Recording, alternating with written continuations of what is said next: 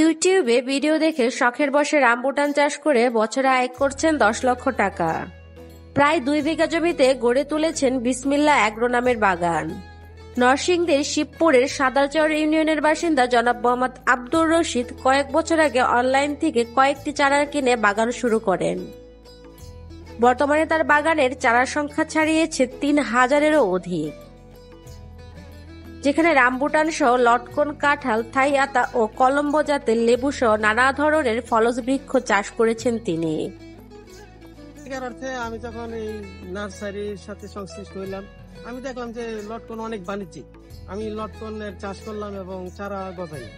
পরবর্তীতে যখন দেখলাম যে রামবুটানটা আরো বেশি বাণিজ্যিক, কমপক্ষে 10 গুণ বেশি অর্থনৈতিক, তা রামবুটানের সাথে সংশ্লিষ্ট হইলাম।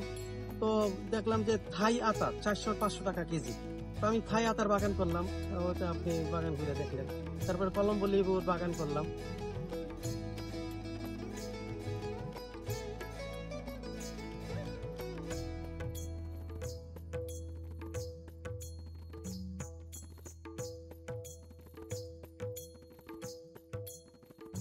স্থানীয় একটি মাদ্রাসায় শিক্ষকতার পাশাপাশি ফল ও চারা বিক্রি করে হয়েছেন স্বাবলম্বী। সঠিক পরামর্শ ও পরিচর্যায় রামবুটান চাষে ব্যাপক সফল হওয়া সম্ভব বলে জানান তিনি।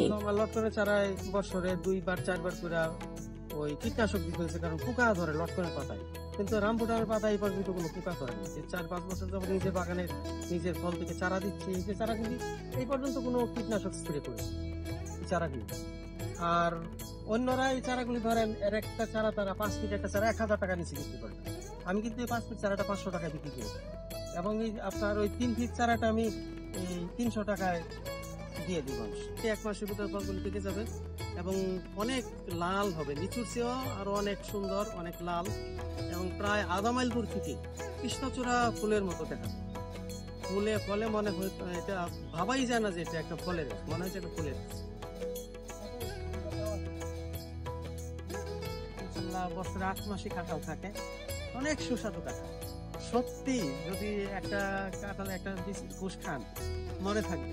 এটা কলম্বো জাতের লেবু। এখন আমার 33% লেবু বাগান আছে। এই যে সব চারা কিন্তু